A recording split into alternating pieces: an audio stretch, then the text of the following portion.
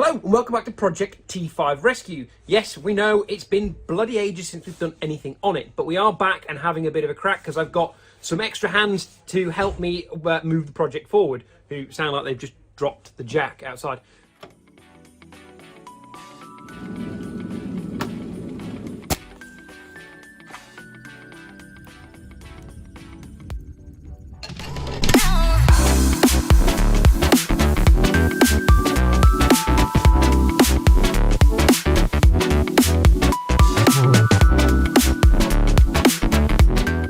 So we are going to do the rear suspension today. So I'm just going to show you what parts we're going to change. So we've actually got a full setup off a breaker, which has pretty good quality Sachs Super Sport shocks as we had for the front, which is good. They look pretty much brand new, so they will be going on. Springs look pretty good as well, unlike the ones on the car, which are pretty rotten. However, some of the other associated suspension furniture is looking pretty knackered. So these are the caps that bolt onto the underside of the chassis. As you can see, this is corroded through here, so we're going to replace those. This rubber goes on the top of the spring here, and then onto that cap there, so it's not metal on metal. Those are pretty perished. There's no real sort of flex or give in those anymore.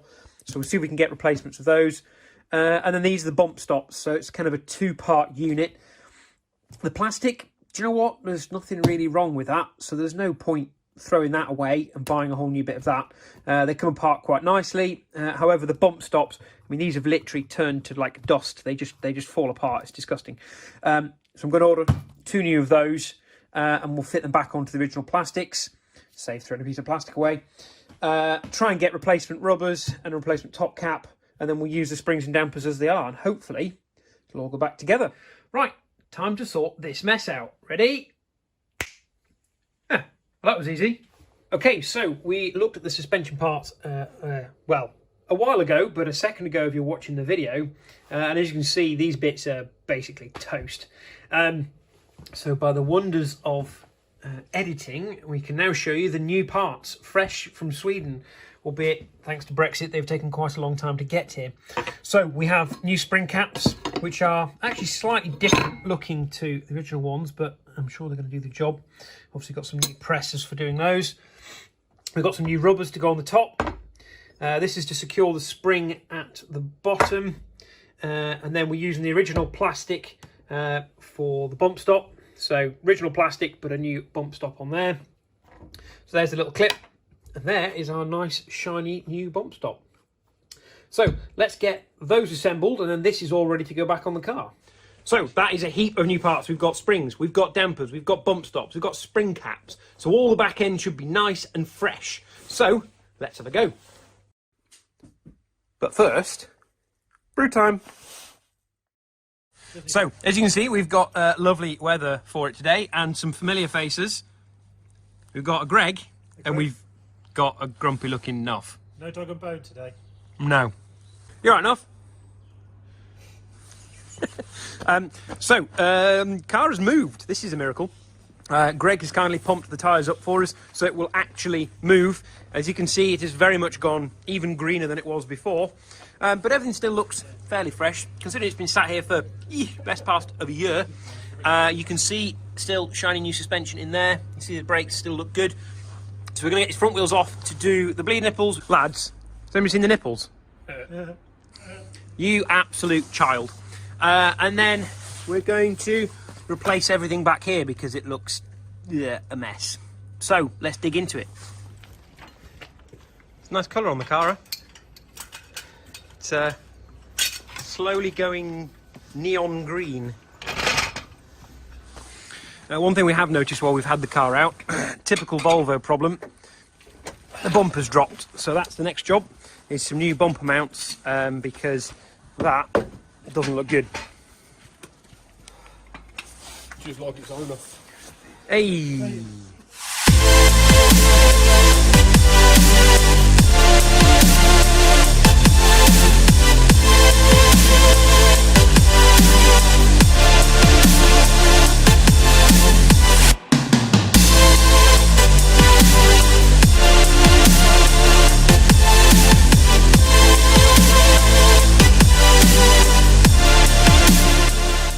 So we are ripping into the boot because we need to get the shock absorbers off first to release some of the tension on the springs.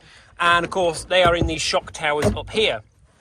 So as you can hear Greg fighting with the trim, basically most of this is on pop clips. You can see in here it kind of pulls away, and this all pulls away. All the way along here is on pop clips, but it is screwed in up here. Yeah. I don't think they are. You just, well, yeah, it's just unscrew that one and then it separates away. Oh. Isn't the top of the cap? So I wonder if it's the top of the wheel arch out. No, because I've had them out before. Interesting. So the top of the shocks are not what I thought they were. The top half of the wheel arch comes out, the liner. I'm fairly sure we don't have to do that. Right, let's do some more digging. So before we start ripping too much apart, I think we're going to take this last bit of the flooring out because they might be hiding inboard underneath there. So I'm going to go with 12mm spanner.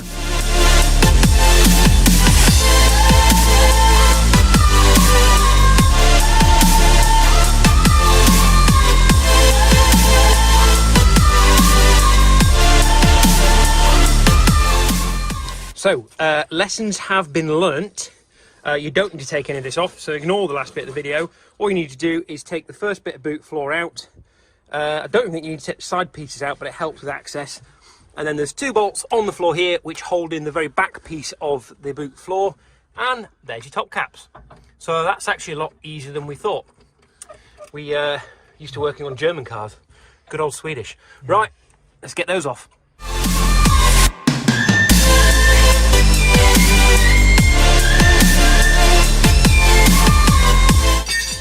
Look at him, lying down on the bloody job. I don't know.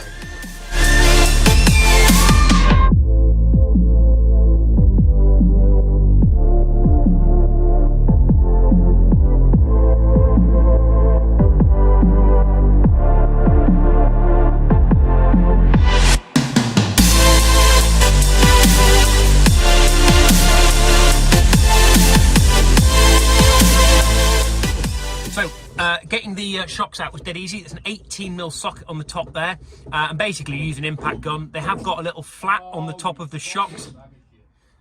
What have you done, Nuff? Nothing.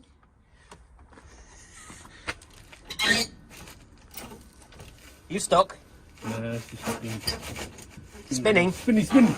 So the spring cap on the bottom is spinning. Fairly standard for these, which is why they're being replaced. Where were we? Yeah, there are flaps on the top of the shocks, so you can hold them while you're turning the 18, but when you've got an impact gun like this, it's just dead easy to spin them straight off. But watch out, we disconnected them at the bottom, and when we spun that off, the whole thing just dropped straight out in a bit of a clank. So make sure there's nobody under the car when you undo them. But the actual shock mounts here, these can stay put. Don't need to move those. Right, so we've got the old dampers off. These are, I believe, what are called Neva mats. You can see they're quite a substantial unit. These are some aftermarket Sachs Super Touring ones. As you remember, with the front suspension, quite a lot came off a car I was braking for parts. We had a super high mileage T-5 in, something like 350,000 miles on its clock, but somebody had replaced all the suspension and various bits around it. So while the engine was starting to suffer and was a bit worse for wear, the actual chassis had lots of nice new bits on, so we stripped all these off ages and ages ago. They've been sitting in the workshop waiting, and you can see them. I mean, they were basically brand new when they came off.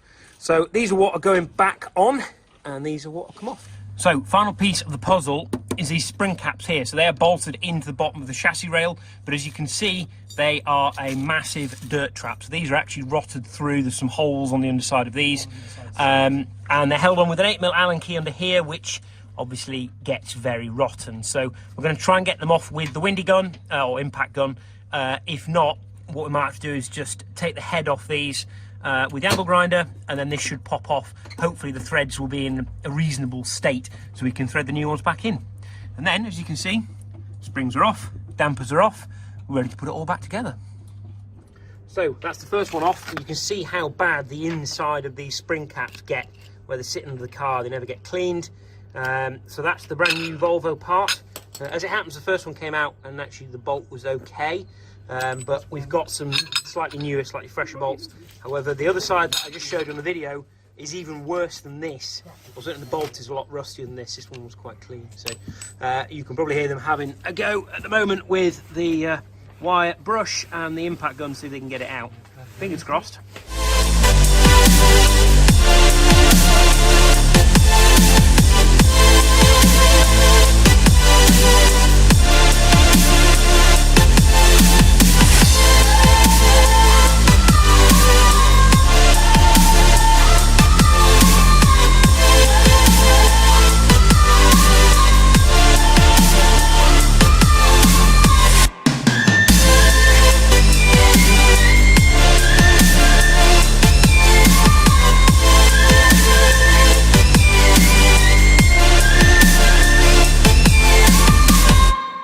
Eye protection. Always remember, eye protection.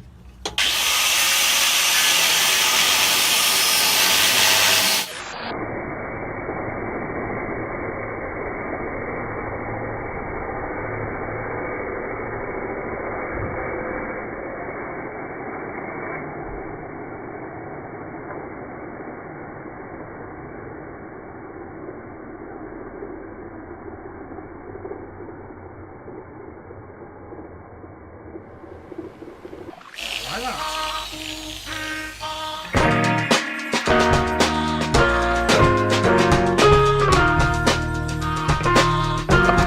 So as you'll probably have just seen, we had to get a little bit creative on this particular side because the spring cap was well and truly stuck here. So Greg is just turning what's left of the bolt that should come out from the bottom of the chassis rail into something we can grip and pull out because the head was absolutely knackered. You having fun there, Greg? I am, but if you put two flange sides, if you put a flange side on each side of the bolt, it allows you to put a standard spanner on it. So it fairly gives you a head back to grip. Yep. Here's the idea. That's the plan. Are you laughing at flange?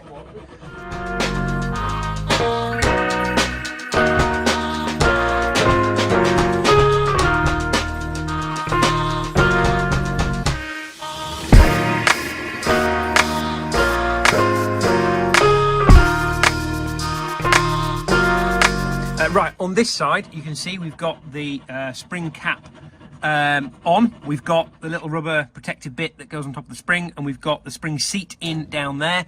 So we're just waiting until we're clear on the other side because we're going to have to manipulate the axle a little bit to get that spring in, and then it'll be on to putting the shocks back in. As you can see, the other one's lying on the floor over here looking very dishevelled. So we've finally got the bolt out.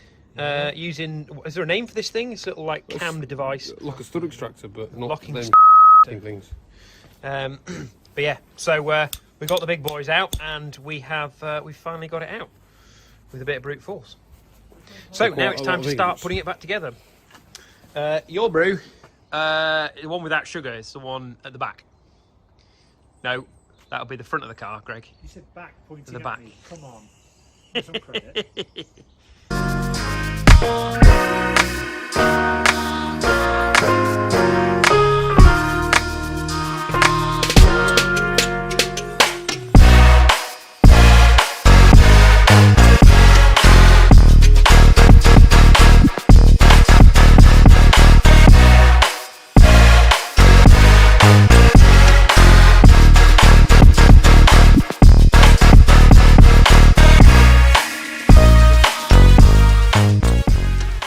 You're right down there.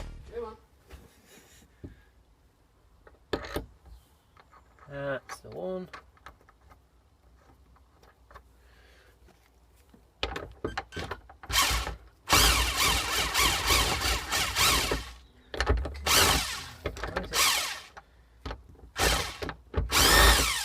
Doesn't seem to want to. It's kind of gone on a couple of threads. So, minor problem. This little 15mm nut on here, when you rotate it, it rotates the whole of this assembly here, which means you can't really tighten it up. Now what you're supposed to do on these types of designs, you put a 15mm spanner around here, and you get a nice little 6mm spanner to go across that flat, which is great, except, as you can see over here, it's recessed right the way in there, and I don't have a 15mm spanner that will go that deep into there and still allow me to get a 6mm flat on the top. So I think the solution for this is that we take this top mount out, allow the shock to come through so we can at least grip it and get it started, get enough thread through where I can it will stick to the top of a socket like this. I can grab the 6mm on the top, and then I can put 2 flats on this socket and rotate the socket with a pair of mole grips.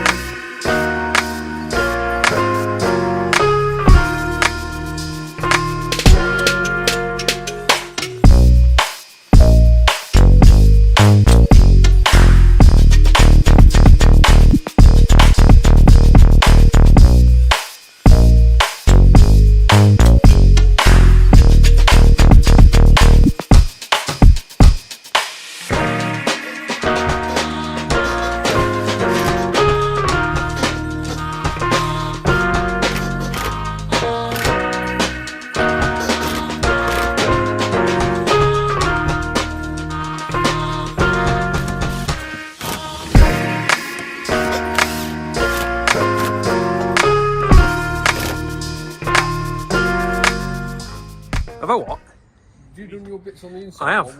What have you gone and bloody done to you and This state of that. You owe me a new coat. It's my best Sunday coat, this one. You tighten nuts at top.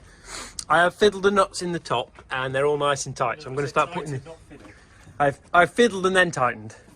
So, innuendo aside, we have such a child. We have new spring caps. We have new spring rubbers. We have new bump stops. We have second-hand but significantly better springs, and we have new spring captive bits at the bottom.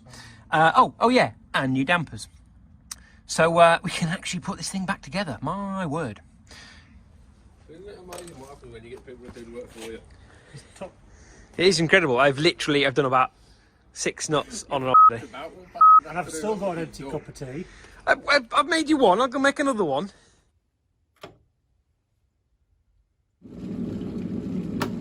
And voila, she's back on her wheels. That was pretty productive. As I say, you get by with a little help from some friends. And everything's back in. Nice boot liner this Volvo has. And one thing that amazes me is this boot has stayed open the entire time while we've lifted the car up and down, even though it's been closed for 3 years. And I've never replaced the struts that are in the top of here on this one. So yeah, it's done very well. I mean, it only just stays open, but you know, nevertheless, it does. Right, we're going to try and do 1 or 2 little more jobs while we've still got some daylight. So, one of the jobs we're going to do while we've still got some light is finally put the new auxiliary belt on that runs the alternator and the power steering pump. Okay, so to tension and untension the auxiliary belt on the T5, there are a number of solutions I came up to after I discovered that the standard 3/4-inch breaker bar was too big.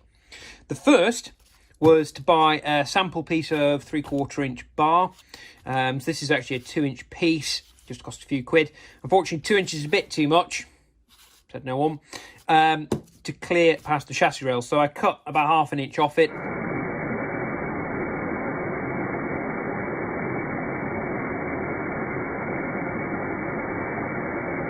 And you can probably just about make out that I've actually linished down the outer edge slightly, as it's a little bit too big at 3/4 inch. It's about 1/4 mil undersized.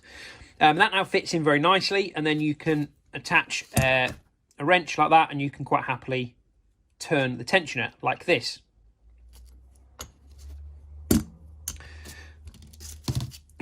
The other solution, which you've probably already spotted in the background, is this. Now, my friend Andy Lancaster has very kindly made this up for us and branded it. His new brand, T-5 Tools R Us. Essentially, all he's done is taken a piece of steel plate and he's welded on a 3/4-inch box section he had kicking around. As with the block here, I have had to just linish that down a little bit with the sanding wheel, just to take a smidge off it so it fits in nice and neatly, which it now does. And that is obviously thin enough there to get between the chassis rail and gives you a nice amount of leverage for turning that tensioner. So this is how it works. So we've got our Volvo T5 special tool to tension the tensioner, or move the tensioner out of the way. So we're going to pull that on, see if we can get the belt on. If not, we've got it in such a position whereby we can actually line up the original pins that hold it in its locating position. So we can always put a pin in to give us time to work. So we have a new belt and all the tools we need. Let's crack on.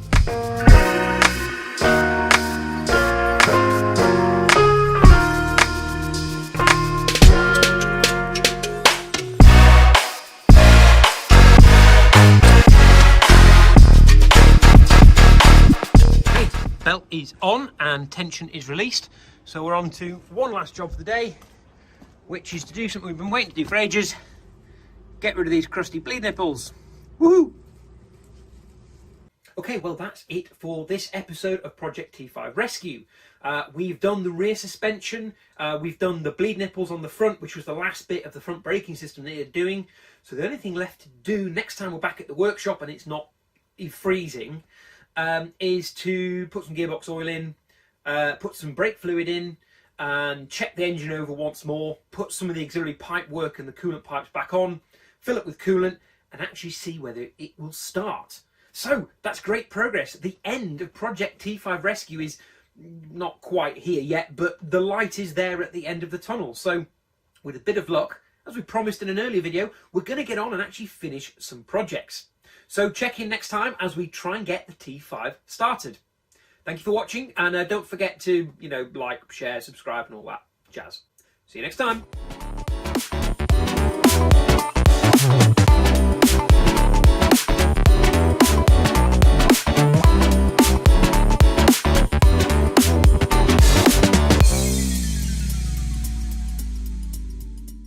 So here goes.